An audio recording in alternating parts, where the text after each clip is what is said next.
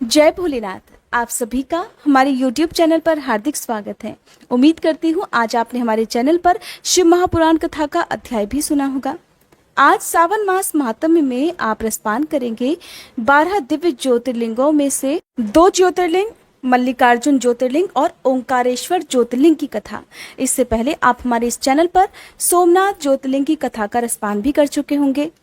अगर आप ज्योतिर्लिंगों की कथा के बाद हमारे इसी चैनल पर सावन मास महात्म्य में शिव रुद्राष्टकम का हिंदी अनुवाद सुनना चाहते हो तो प्लीज कमेंट करके जरूर बताइएगा।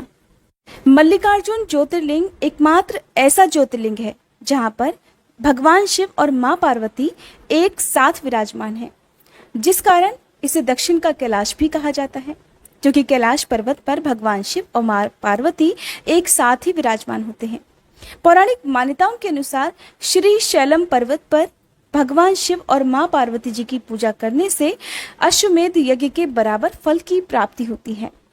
इस ज्योतिर्लिंग के पास ही देवी जगदम्बा का मंदिर भी है, जिसकी बहुत मान्यता है। कहते हैं कि यहाँ पर आने वाला भक्त कभी भी खाली हाथ नहीं जाता। इस ज्योतिर्लिंग के बारे में पौराणिक मान्यता ये है कि भगवान शिव के दोनों पुत्र यानी कि भगवान गणेश और भगवान कार्तिकेय के बीच पहले विवाह होने को लेकर विवाद हुआ था, जिसके फलस्वरूप मल्लिकार्जुन ज्योतिर्लिंग का निर्माण हुआ। वैसे मल्लिकार्जुन ज्योतिर्लिंग के विषय में 2 पौराणिक कथाएं प्रचलित हैं, जिसमें से आज आप दोनों ही कथाओं का रसपान करेंगे।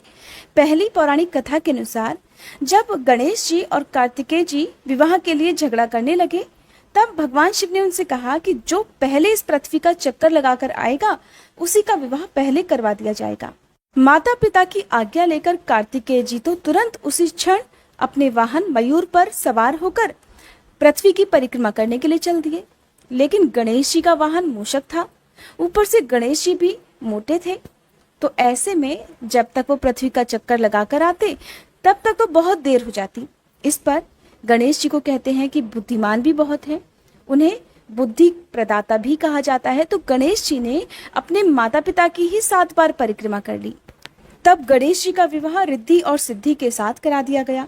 उधर जब कार्तिकेय जी पूरी पृथ्वी का चक्कर लगाने के बाद वापस आए तो उन्होंने देखा कि गणेश जी का विवाह तो पहले ही हो गया है, जिस पर वो भगवान शिव और देवी पार्वती से नाराज हो गए। नाराज होने के बाद कार्तिकेय जी क्रौंच पर्वत पर आ गए। सभी देवताओं ने कार्तिकेय जी को वापस लौटने का बहुत आग्रह किया, लेकिन वो नहीं माने। तब माता पार्वती और भगवान शिव को अपने पुत्र का वियोग होने लगा, जिससे वे दुखी हो गए। ऐसे में एक दिन जब भगवान शिव और माता पार्वती से नहीं रहा गया तो वे दोनों स्वयं ही अपने पुत्र से मिलने के लिए क्रौंच पर्वत पर आ गए।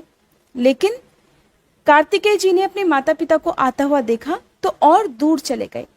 अंत में अपने पुत्र के दर्शन की लालसा से भगवान शिव ज्योति रूप धारण कर उसी पर्वत पर विराजमान हो गए। कहा जाता है कि उसी दिन से ये शिवलिंग मल्लिकार्जुन ज्योतिर्लिंग के नाम से जाना जाने लगा। मल्लिकार्जुन ज्योतिर्लिंग आंध्र प्रदेश के कृष्णा जिले में कृष्णा नदी के तट के पास श्री शैल पर्वत पर स्थित है और इसी को दक्षिण का कैलाश भी कहा जाता है। दूसरी पौराणिक मान्यता के अनुसार इसी पर्वत के पास चंद्रगुप्त नामक एक राजा की राजधानी थी। एक बार राजा की कन्या किसी विशेष विपत्ति से बचने के लिए अपने माता पिता के महल से भागकर इस पर्वत पर चली गई। वहां जाकर वो वहीं के ग्वालों के साथ कंदमूल और दूध आदि से अपना जीवन निर्वाह करने लगी। उसी राजकुमारी के पास एक श्यामा नाम की गाय थी, जिसका दूध हर दिन कोई दूह लेता था। एक दिन उसने चोर को दूध दूहते हुए देख लिया तो वो क्रोध में उसे मारने के लिए दौड़ी। जैसे ही वो गाय के निकट पहुंची तो वहां पर उसे शिवलिंग के अलावा कुछ भी नहीं मिला। बाद में शिव भक्त उस राजकुमारी ने उस जगह पर एक भव्य मंदिर का निर्माण कराया। तब से भगवान मल्लिकार्जुन वहीं पर प्रतिष्ठित हो गए। हमारे धार्मिक ग्रंथों में मल्लिकार्जुन ज्योतिर्लिंग की कथा का गुणगान किया गया है।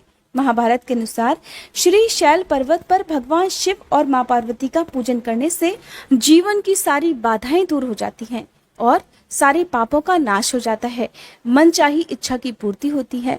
इसलिए अपने जीवन काल में यदि संभव हो तो एक बार सभी 12 ज्योतिर्लिंगों के दर्शन अवश्य करने चाहिए। अब सुनिए ओंकारेश्वर ज्योतिर्लिंग की कथा। शिव महापुराण में ओंकारेश्वर ज्योतिर्लिंग की महिमा का विस्तार से वर्णन किया गया है। श्री ओंकारेश्वर और श्री ममलेश्वर के दर्शन का पुण्य बताते हुए नर्मदा स्नान के पावन फल का भी इसमें वर्णन किया गया है। हर मनुष्य को इस क्षेत्र की यात्रा और ओंकारेश्वर ज्योतिर्लिंग के दर्शन जीवन में एक बार अवश्य ही करने चाहिए। लौकिक पारलौकिक दोनों प्रकार के उत्तम फलों की प्राप्ति एकमात्र भगवान ओंकारेश्वर की कृपा से सहज ही हो जाती है। अर्थ, धर्म, काम, मोक्ष के सभी साधन उसके लिए सहज ही सुलभ हो जाते हैं। इसलिए भक्तों को चाहिए कि लोकेश्वर महादेव भगवान शिव के परम धाम की प्राप्ति करने के लिए उनके दर्शन चाहे मानसिक रूप से करें या प्रकट रूप से करें, अवश्य करने चाहिए। कहते हैं कि भगवान शिव तो अपने भक्तों पर बहुत ही जल्दी प्रसन्न हो जाते हैं। ऐसे में जो भी भक्त सावन के महीने में इन 12 ज्योतिर्लिंगों की कथा का रसपान करता है या इन ज्योतिर्लिंगों के दर्शन करता है, उनके सोए हुए भाग्य खुल जाते हैं। ओंकारेश्वर ज्योतिर्लिंग मध्य प्रदेश में पवित्र नर्मदा नदी के तट पर स्थित है। इस स्थान पर नर्मदा के 2 धाराओं में विभक्त हो जाने से बीच में एक टापू सा बन गया है और इस टापू को मांधाता पर्वत या शिवपुरी कहते हैं। नदी की एक धारा इस पर्वत के उत्तर और दूसरी दक्षिण होकर बहती है। दक्षिण वाली धारा ही मुख्य धारा मानी जाती है। इसी मांधाता पर्वत पर श्री ओंकारेश्वर ज्योतिर्लिंग का दिव्य मंदिर स्थापित है। पूर्व काल में महाराज मांधाता ने इसी पर्वत पर अपनी तपस्या से भगवान शिव को प्रसन्न किया था। इसी से पर्वत को मांधाता पर्वत कहा जाने लगा। और सबसे विशेष बात कि इस ज्योतिर्लिंग मंदिर के अंदर 2 कोठरियों से होकर जाना पड़ता है। अंदर अंधेरा रहने के कारण यहाँ निरंतर प्रकाश चलता रहता है। ओंकारेश्वर लिंग मनुष्य निर्मित नहीं है, बल्कि स्वयं प्रकृति ने इसका निर्माण किया है। इसके चारों ओर हमेशा जल ही भरा रहता है। संपूर्ण मांधाता पर्वत ही भगवान शिव का रूप माना जाता है। इस कारण इसे शिवपुरी भी कहते हैं और लोग भक्तिपूर्वक इसकी परिक्रमा भी करते हैं। कार्तिकी पूर्णिमा के दिन यहाँ बहुत भारी मेला भी लगता है। यहाँ पर आकर लोग भगवान शिव को चने की दाल अर्पित करते हैं और रात के समय भगवान शिव की आरती यहाँ पर की जाती है। इस ओंकारेश्वर ज्योतिर्लिंग के 2 स्वरूप हैं। एक को ममलेश्वर के नाम से जाना जाता है। ये नर्मदा नदी के दक्षिण तट पर ओंकारेश्वर से थोड़ी दूर हटकर है, लेकिन अलग अलग होते हुए भी दोनों की गणना एक में ही की जाती है। इस लिंग के 2 स्वरूप होने की कथा पुराणों में इस प्रकार वर्णित की गई है कि एक बार विंध्य पर्वत ने पार्थिव अर्चना के साथ भगवान शिव की 6 मास तक बहुत कठिन उपासना की। उनकी इस उपासना से प्रसन्न होकर भूत भवन शंकर जी वहां प्रकट हुए। उन्होंने विंध्य को उनकी मनोवांछित वर प्रदान कर दिए। विंध्याचल की इस वर प्राप्ति के अवसर पर वहां बहुत से ऋषिगण और मुनि भी पधारे। उनकी प्रार्थना पर भगवान शिव ने अपने ओंकारेश्वर नामक लिंग के 2 भाग कर दिए। एक का नाम ओंकारेश्वर और दूसरे का ममलेश्वर पड़ गया। कुछ लोग इसे अमलेश्वर भी कहते हैं। दोनों लिंगों का स्थान और मंदिर अलग अलग होते हुए भी दोनों की सत्ता और स्वरूप को एक ही माना गया है। शिव महापुराण में इस ज्योतिर्लिंग की महिमा का विस्तार से वर्णन भी है। कहते हैं कि अगर सावन के महीने में आप गंगा जल इन ज्योतिर्लिंगों पर अर्पित करते हैं तो आपकी जो भी मनोकामना है वो अवश्य पूर्ण होती है। ये था आज का सावन मास महात्म्य। उम्मीद करती हूँ ये वीडियो आपको पसंद आई होगी।